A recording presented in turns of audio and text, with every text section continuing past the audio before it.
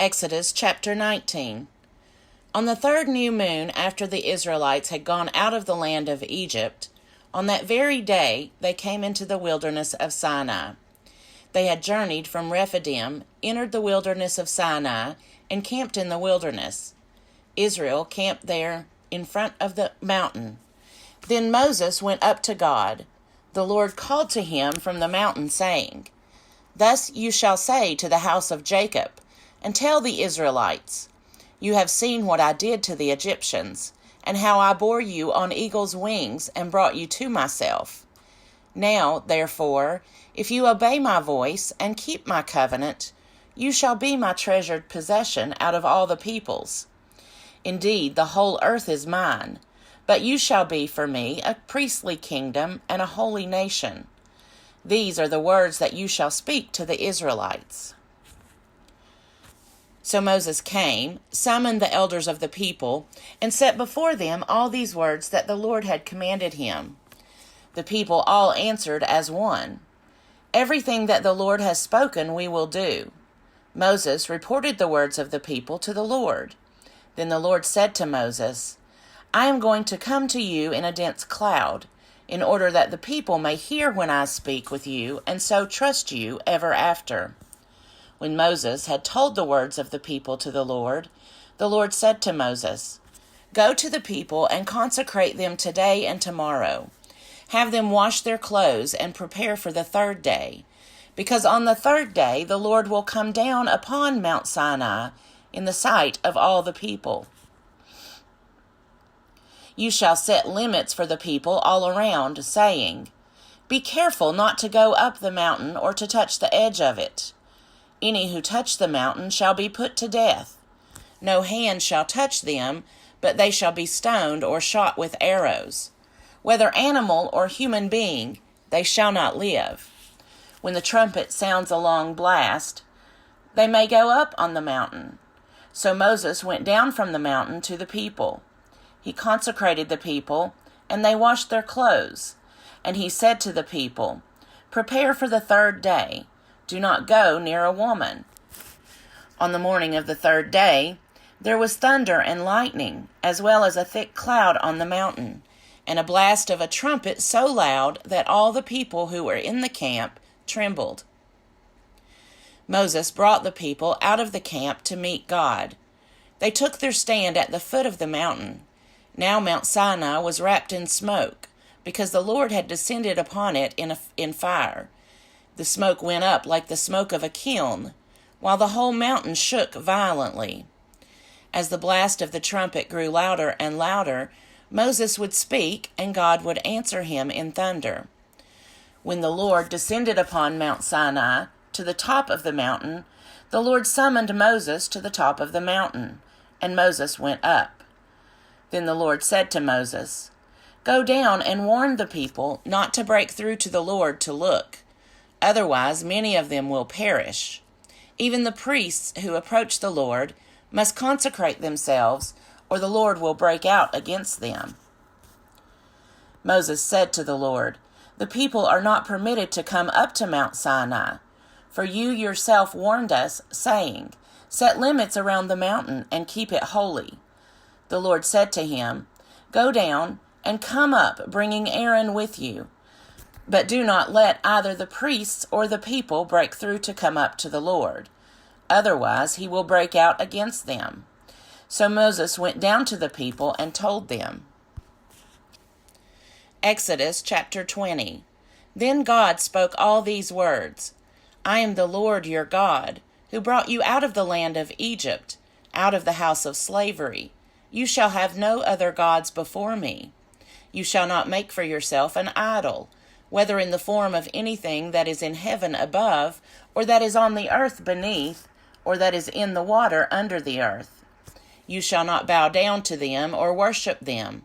For I, the Lord your God, am a jealous God, punishing children for the iniquity of parents, to the third and the fourth generation of those who reject me, but showing steadfast love to the 1,000th generation of those who love me and keep my commandments.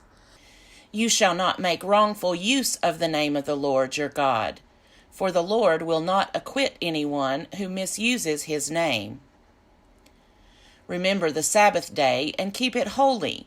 6 days you shall labor and do all your work, but the seventh day is a Sabbath to the Lord your God. You shall not do any work. You, your son or your daughter, your male or female slave, your livestock, or the alien resident in your towns. For in 6 days the Lord made heaven and earth, the sea, and all that is in them, but rested the seventh day. Therefore the Lord blessed the Sabbath day and consecrated it. Honor your father and your mother, so that your days may be long in the land that the Lord your God is giving you. You shall not murder. You shall not commit adultery. You shall not steal. You shall not bear false witness against your neighbor. You shall not covet your neighbor's house. You shall not covet your neighbor's wife, or male or female slave, or ox or donkey, or anything that belongs to your neighbor. When all the people witnessed the thunder and lightning, the sound of the trumpet, and the mountain smoking, they were afraid and trembled and stood at a distance, and said to Moses, You speak to us, and we will listen, but do not let God speak to us, or we will die.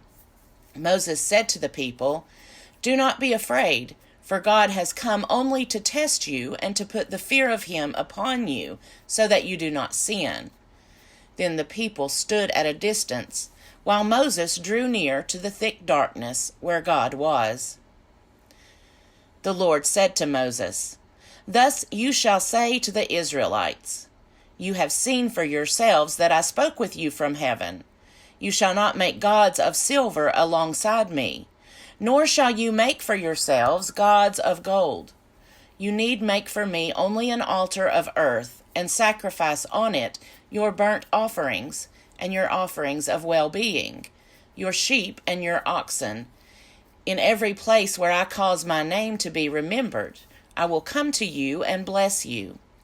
But if you make for me an altar of stone, do not build it of hewn stones, for if you use a chisel upon it, you profane it. You shall not go up by steps to my altar, so that your nakedness may not be exposed on it. Exodus chapter 21. These are the ordinances that you shall set before them. When you buy a male Hebrew slave, he shall serve 6 years, but in the 7th he shall go out a free person without debt. If he comes in single, he shall go out single. If he comes in married, then his wife shall go out with him. If his master gives him a wife, and she bears him sons or daughters, the wife and her children shall be her master's, and he shall go out alone. But if the slave declares, I love my master, my wife, and my children, I will not go out a free person, then his master shall bring him before God. He shall be brought to the door or the doorpost, and his master shall pierce his ear with an awl, and he shall serve him for life. When a man sells his daughter as a slave, she shall not go out as the male slaves do.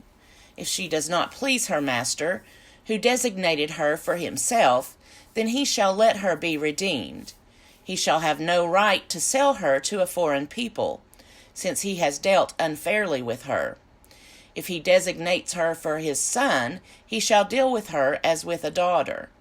If he takes another wife to himself, he shall not diminish the food, clothing, or marital rights of the first wife. And if he does not do these 3 things for her, she shall go out without debt, without payment of money. Whoever strikes a person mortally shall be put to death. If it was not premeditated, but came about by an act of God, then I will appoint for you a place to which the killer may flee.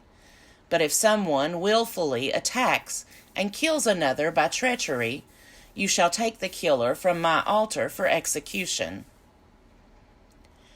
Whoever strikes father or mother shall be put to death.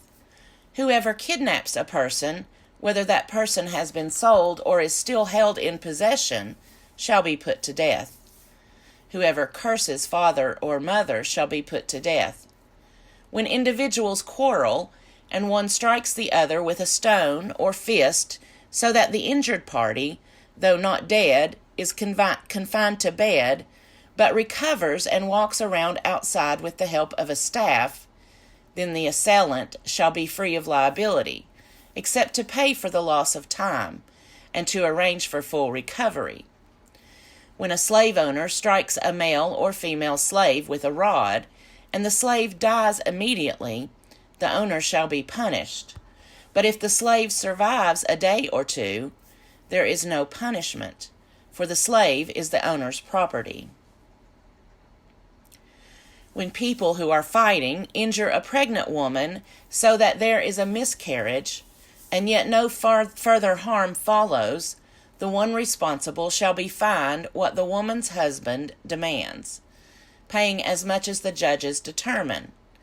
If any harm follows, then you shall give life for life, eye for eye, tooth for tooth, hand for hand, foot for foot, burn for burn, wound for wound, stripe for stripe. When a slave owner strikes the eye of a male or female slave, destroying it, the owner shall let the slave go, a free person, to compensate for the eye. If the owner knocks out a tooth of a male or female slave, the slave shall be let go, a free person, to compensate for the tooth. When an ox gores a man or a woman to death, the ox shall be stoned, and its flesh shall not be eaten, but the owner of the ox shall not be liable. If the ox has been accustomed to gore in the past, and its owner has been warned but has not restrained it, and it kills a man or a woman, the ox shall be stoned, and its owner also shall be put to death. If a ransom is imposed on the owner, then the owner shall pay whatever is imposed for the redemption of the victim's life. If it gores a boy or a girl, the owner shall be dealt with according to this same rule. If the ox gores a male or female slave, the owner shall pay to the slave owner 30 shekels of silver, and the ox shall be stoned. If someone leaves a pit open, or digs a pit and does not cover it, and an ox or a donkey falls into it, the owner of the pit shall make restitution, giving money to its owner, but keeping the dead animal. If someone's ox hurts the ox of another so that it dies, then they shall sell the live ox and divide the price of it, and the dead animal they shall also divide. But if it was known that the ox was accustomed to gore in the past, and its owner has not restrained it, the owner shall restore ox for ox, but keep the dead animal.